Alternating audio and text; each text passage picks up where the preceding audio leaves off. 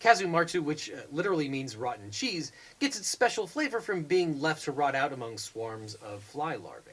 And while I'm told this hellish-looking cheese is actually quite delicious, it turns out that eating maggots is actually a tremendous...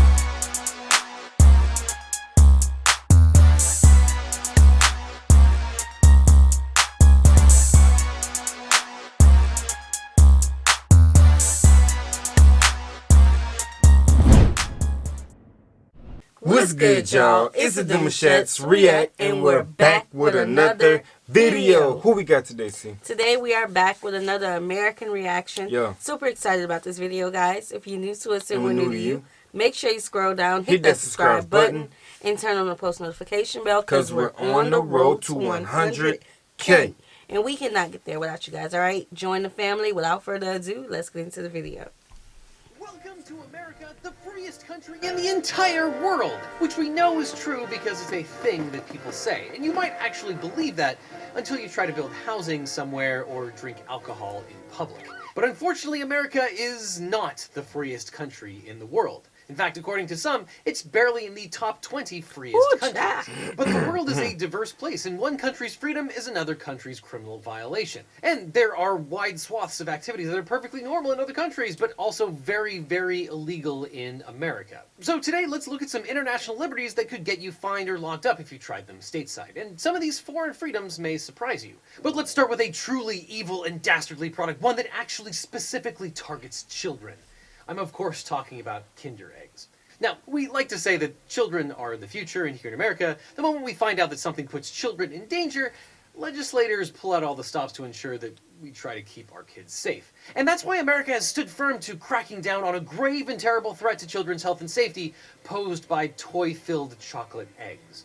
Kinder Surprise eggs, which famously contain a yellow capsule, which contains a small toy, have been a beloved staple for children around the world ever since the product's introduction in 1974 by Ferrero, an Italian company. But in the United States, these toy-filled treats have been classified as dangerous illegal contraband. And some background. In 1938, the U.S. passed the Food, Drug, and Cosmetic Act, which empowered government agencies to regulate food safety. And under consumer safety regulations issued by the FDA and the Consumer Product Safety Commission, the sale and distribution of any food with a, quote, non-nutritive object embedded is prohibited. And that includes toys found inside confectionery items. Now, although you can find Kinder Surprise eggs in Canada and Mexico, don't try to bring them into this country or you risk serious fines. In 2011, the U.S. Customs and Border Protection, the CBP, seized more than 60,000 Kinder eggs from travelers' baggage and international mail shipments, more than twice that number from 2010. This caused the CBP to issue a press release in 2012 warning people to try to stop sneaking chocolate eggs into the country. Quote, my question is, how do you become aware of the things that don't belong in other countries when you are traveling? Because when you're traveling with your kids and they have something like this in their book bag, they, you know what I'm saying, parents get locked up because this is a hazard in other countries, you know? Right. I wouldn't think, you know, something as small as this, I wouldn't think, oh, let me research this. Yeah.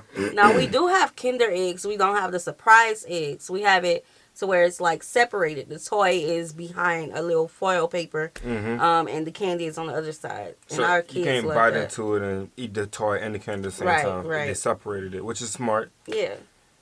Yeah. But that was interesting. Also known as Kinder Eggs, these chocolate treats may be cute and seasonal, but they are too dangerous to children to be imported legally into the U.S. The problem is the small plastic toy inside the Kinder Egg. While sold in many countries, this product is banned from the U.S. because young children can choke on it. Now, some people have argued that these Kinder Eggs are not a risk to European children and Canadian children because European and Canadian children are smarter than U.S. children. That's crazy. Now, a few months after the CBP released that statement, a married couple from Seattle was detained at the Canadian border when the pair was caught with 6 Kinder Eggs from Vancouver. The couple was unaware that they were in possession of illegal ovarian contraband and was even more shocked that each egg carried a penalty of $2,500 per egg. Now, luckily for that couple, they were let off with a warning. But not to worry, American Kinder fans, because in 2018, Ferrero introduced a modified Kinder Joy egg that complies with U.S. regulations. Crucially, the Kinder Joy is not actually an egg-shaped chocolate. It's half a chocolate egg with wafer bits inside, while the toy is kept on the other side of the egg away from the edible bit, which I guess is suitable for hapless American children. And despite the fear surrounding Kinder Eggs, there's little evidence that these chocolate delights are as dangerous as claimed. Now, there have been 7 reported child deaths between 1989 and 2016, a relatively tiny number in the face of billions of eggs sold. And furthermore, the packaging warns parents that the eggs are not suitable for kids under the age of 3 and supervision is recommended. But let's not leave food-based illegality, because while Americans remain deeply divided on a wide variety of issues, there's one thing that most of us can agree on, and that's that life begins at cheese. Now, over the last 40 years, our love of cheese, much like our waistbands, has grown. Between 1977 and 2020, we Americans have increased our annual cheese consumption from 16 pounds to 40 pounds every year. And I'm probably responsible for about half of that. So needless to say, we Americans love our cheese, whether it's on pizza, burgers, or in the form of 64 Jesus-infused slices of American cheese. Have you been up all night eating cheese? I think I'm blind. But if you're taking a cheese tour of the world, be careful what you bring back to the United States, because your love of cheese might just put you in legal jeopardy. You guys enjoying that cheese? It's unpasteurized. It's illegal in this country. In fact, many raw soft cheeses from France, like Bleu de Gex, Roquefort, or Reblochon, are illegal in the United States due to the FDA's strict cheese production regulations. Oh my Under God. these rules, cheeses made with raw, unpasteurized milk is illegal to import or sell in the United States unless it has been aged for at least 60 days. No, The no. reasoning is, of course, food safety, namely to minimize the risk of foodborne contagions like listeria, salmonella. Now, I'm glad we watched this video because didn't I say in another video that we was going to take a cheese tour? We sure did. Yeah, I was planning to take me some good cheese back. Yeah, I can't have this. I can't have it on my conscience. Over some cheese. Over some cheese. Some cheese, y'all. Come on, let her go. Right, we can't do that. And E. coli. And after 60 days, the acids and salts in raw milk cheese, coupled with the aging process, begin to naturally kill these types of harmful bacteria. But here's the thing. Anyone who has ever been to France knows that the cheese is so much better there.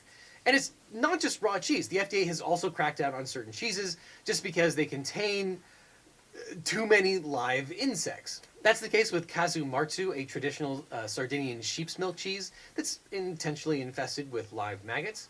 Casu Marzu, which literally means rotten cheese, gets its special flavor from being left to rot out among swarms of fly larvae. And while I'm told this hellish-looking cheese is actually quite delicious, it turns out that eating maggots is actually a tremendous health risk, earning the cheese the nickname the world's most dangerous cheese. And as a result, Casu Marzu is not only illegal in the US, but in the entire European Union.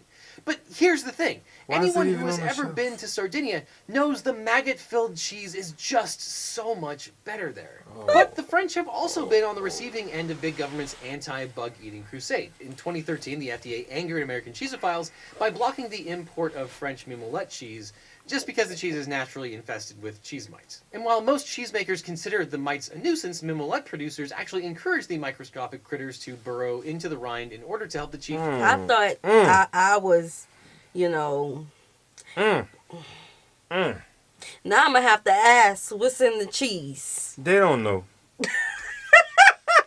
They don't know. See, he just said this is micros, you know what I'm saying? But the magnet is a little over. And cheese mites and Lord, I thought I knew a lot about cheese. Not enough.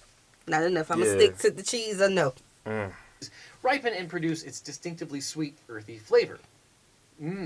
Mighty. But the FDA has determined that eating too many mites could cause an allergic reaction, resulting in the ban of the Gouda-like cheese. And though the FDA has no legal limit on cheese mites, the agency indicated a target of no more than 6 mites per square inch, which mimolette simply cannot meet. So what are the consequences of contraband cheese? We got a tip about some food entering the country illegally? No. Well, the failure to declare food products on your customs forms can result in fines of up to $10,000, and your unlawful cheese will be seized. But be forewarned, there is a thriving black market for cheese in the United States, and illegal cheese is very much on the government's radar. The Department of Homeland Security, you know, the post-9/11 agency responsible for protecting the country from terrorism and Kinder Eggs, has helped bust cheese smuggling rings into Canada. But unless you're a large-scale cheese smuggler, you're probably not looking at any jail time. Wow, you got me. Good one. Making me think I was gonna die in federal prison. That's super funny. You scamps. So worst case scenario, you're probably looking at a fine and suffering the ennui of eating your dry, cheeseless crackers alone. But let's leave the food world and get into something that probably makes a little bit That's more when they sense. put stuff in it, like, a source of in their pride lawn? for the baby boomer generation is that everything was dangerous and no one seemed to care. Yes, that golden era where we lined our walls with cancerous asbestos, medical professionals smoked in hospitals, and people sold chemistry sets to children that contained real uranium. So of course, as a society, we used to let kids hurl giant darts into the air with impunity and call it a national pastime. That's the story of lawn darts, which have been illegal in the United States since 1988 after being linked to thousands of injuries and the deaths of at least 3 children. I was about to put that Lawn in darts, my court. known as javelin darts, or jarts, was a popular lawn game in the mid-20th century. Gameplay was actually quite straightforward. Players would take turns tossing giant darts into a circle placed about 35 feet away, a la cornhole, but with giant razor-sharp darts raining down from the sky instead of soft. Sharp one. Now, unfortunately, throwing a giant metal dart I mean, that makes sense. You have a dart, pointy, kid running around. Yeah. Boing, hospital. Yeah. Because I have that in the cart. Amazon cart. And they still selling it. Well, it's not sharp. It's probably, like the plastic ones. And The we had some little last round year. bulb thing. Like, it's rounded. It's like it's rounded at the tip. Yeah, it's sharp a little bit. But it's not sharp. It's rounded. Just play horseshoes, y'all. Just to get it out the way. Do a some tremendous horseshoes. safety hazard, and government regulators eventually began to take notice. This isn't child's play, according to the Food and Drug Administration. The U.S.'s first attempt to outlaw the game was strenuously opposed by jart manufacturers, who fought the proposed FDA ban in court. In 1970, manufacturers actually won a compromise that would allow the sale of lawn darts so long as it was 1, only marketed to adults, then 2, the product was no longer sold in toy stores, and 3, the product contained warning labels alerting consumers to keep it out of the reach of children. But unfortunately, these compromise measures were insufficient to prevent tragedy for aerospace engineer David Snow. In April 1987, Snow's 7-year-old daughter, Michelle, was killed by a lawn dart thrown by one of her 9-year-old brother's playmates in the backyard of their home in Riverside, California. The dart hit her head with approximately 23,000 pounds of pressure per square inch, and Snow's daughter died 3 days later. The grieving father then made it his mission to lobby public officials to take lawn darts off the market for good. Snow brought his complaint to the Consumer Product Safety Commission, who were persuaded to investigate Snow's claims. The commission discovered that over a period of 8 years, lawn darts had sent 6,100 people to the emergency room.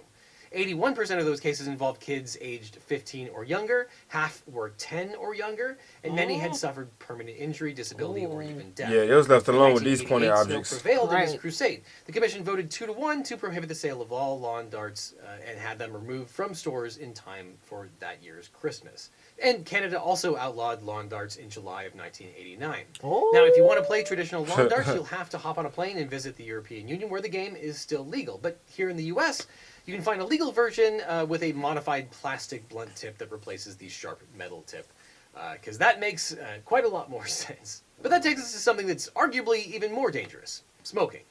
Now, for most of the 20th century, cigarette smoking was glorified as the ultimate embodiment of the American West. Things like tough guys, rebels without a cause. In advertising, doctors endorsed their favorite brands, while we were told that women found smoking men irresistible. But this image of health and sex appeal slowly began to change starting in 1964 after the U.S. Surgeon General stated definitively that yes, smoking tobacco can be fatal. And research shows that flavored cigarettes largely appeal to and are disproportionately used by those under 18 years of age. Yeah, flavor. That is not how to inhale, Bobby. You're hotboxing it. So, to help combat smoking, in 2009, the FDA banned the sale of flavored cigarettes, including cloves, cinnamon, candy, and fruit flavors, pursuant to the Family Smoking Prevention and Control Act. Though menthol cigarettes were exempted from the ban, as well as non-cigarette tobacco products like electronic cigarettes, cigars, smokeless tobacco, and hookah. But the U.S. is not alone here, as countries with policies banning some or all types of flavored cigarettes include Canada, Brazil, Ethiopia, Uganda, Senegal, Niger,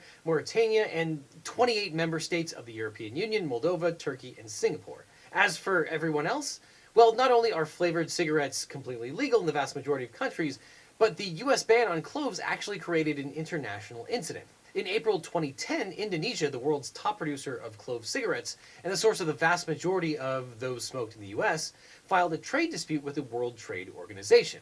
In its claim, Indonesia argued that the U.S. ban illegally discriminated against foreign products of flavored tobacco and created an unlawful advantage for domestic tobacco manufacturers. In Mess September with their money. 2011, the WTO agreed, finding that the ban was indeed discriminatory because it prohibited clove cigarettes while allowing the sale of American menthol cigarettes. The opinion was affirmed on appeal in 2012. This ruling gave Indonesia the right to retaliate until either the U.S. changed its law to comply or the two sides reached a settlement. And in 2014, the two countries reached a final settlement on the issue, ending their dispute. Under the settlement, the U.S. agreed it would not arbitrarily discriminate against certain Indonesian tobacco products and promised to work with Indonesia on other trade issues. Now, a decade after the flavored tobacco ban, public health advocates seem to have been vindicated. A 2020 study published in the Journal of Adolescent Health found that the flavor ban was effective at reducing cigarette use among young people. In April of 2022, the FDA took additional steps against flavored tobacco products by proposing a ban on the sales of menthol cigarettes and all flavored cigars. In its proposal, the FDA argued that these actions had the potential to reduce disease and death by, quote, reducing youth experimentation and addiction and increasing the number of smokers that quit.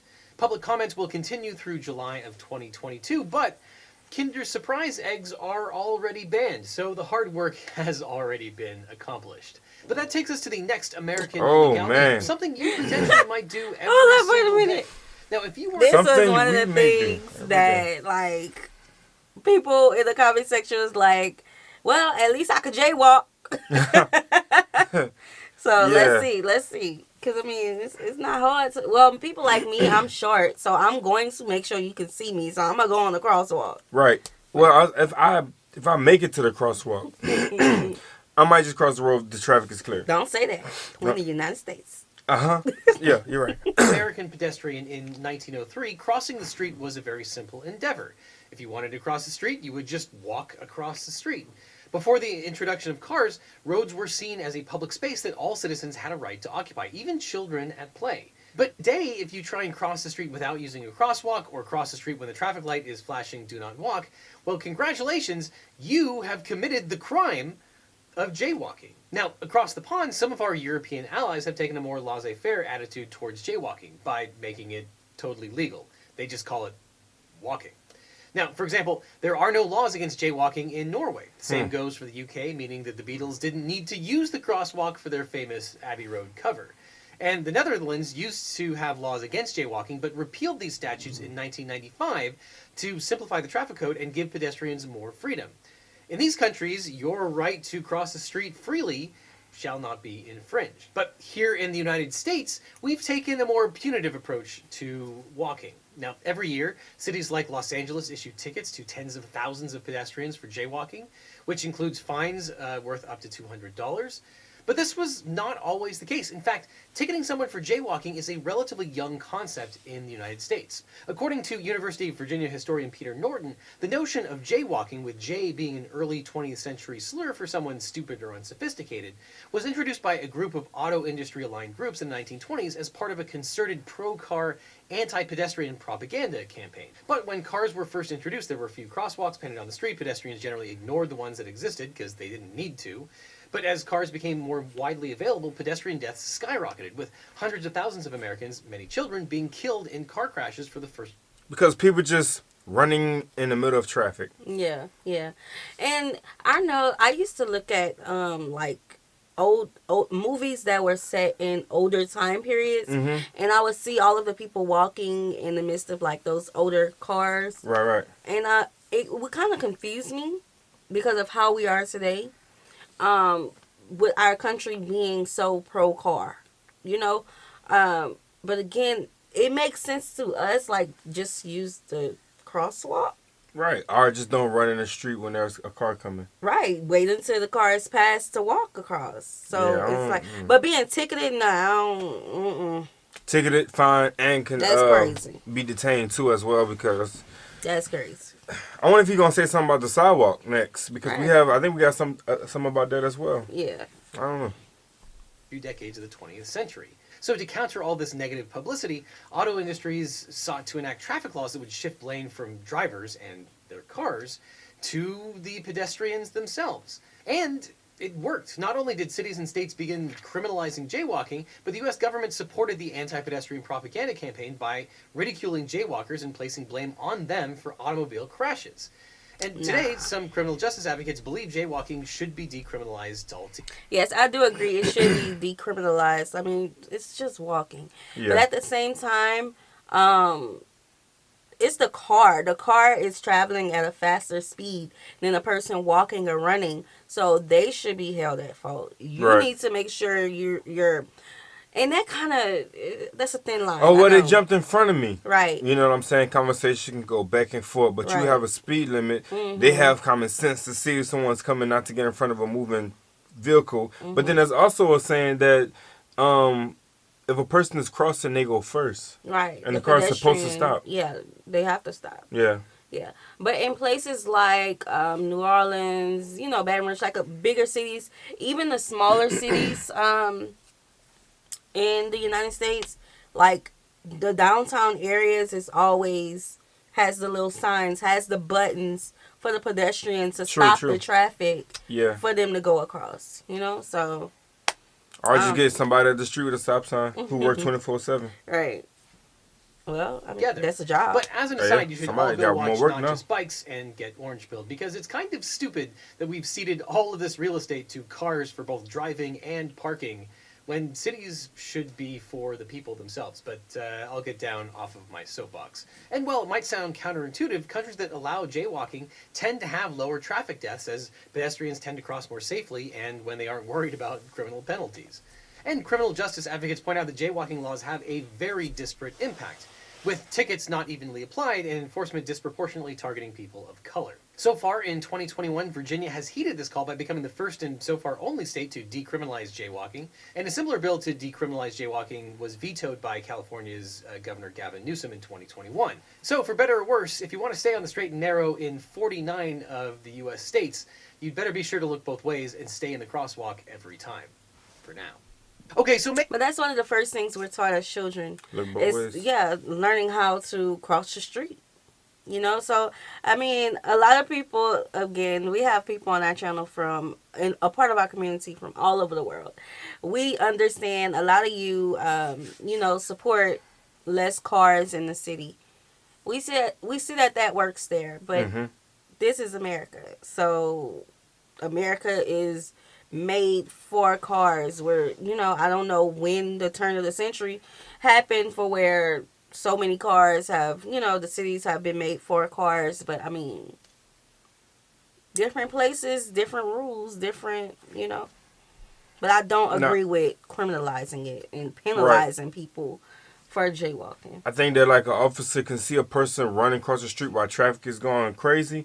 Yeah, that makes sense. Be like, yo, you can't do that. You can cause a ongoing collision. Right. But if a person just randomly walking across the street and no cars are in sight, and then a cop pull them over for that, that's like a little, like, too much if you ask me. Yeah, it shouldn't be all that. Exactly. I don't personally know anybody who's ever been ticketed for that. I can't name a person in my life who ever been ticketed. Think about our festivals. Right. People don't care about that. They'll walk in the middle of the cars. So, like. Even for Mardi Gras, when the cops, after they put up their barricades and we moving them out the way just to get across the road, they don't really trip. They don't say too much. Right. And for things like Mardi Gras and our different festivals, the city will divert traffic to other areas of the city, and everybody is free to walk wherever they want in the road. But, of course, that's not a regular day. But you also have places, certain downtown spaces in different cities, like such as the French Quarters, where you can walk in the road. It's just, it depends on different areas. You know? Maybe America isn't the freest country in the world after all, but you can take a stand for your right to exclusive content with today's sponsors, Nebula and CuriosityStream. On Nebula, my videos always come out. It's a cheese one for me though. Like, who want to bring cheese with them with magnets and stuff into another country to enjoy it? Like he said, some dry cheese on a cracker. Yeah, I don't want no Mike cheese. That's not. It's live insects inside of this cheese that's wrapped up in plastic. Know what that one, y'all. And I love me some cheese, but I don't know about that. Nah, we're gonna keep it simple. Gotta keep it simple. Yeah, you like this video, babe? Yeah, it was dope. I don't want to scare my kids though, because the Kindle The Kinder Joy. The Kinder Joy, yeah, they love those. So. Yeah, but they have the modified version, so we don't have that to worry about. Yeah, I know, but they wouldn't. We have to explain some. Yeah, but we hope you guys enjoyed this video with us. Like this video, subscribe, turn on the post notification bell. We have enabled our super thanks if you like to support the channel that way, as well as our join feature to become a VIP member of the channel. Check it out. Send in your reaction requests through the description box below. We'll see you soon. Peace.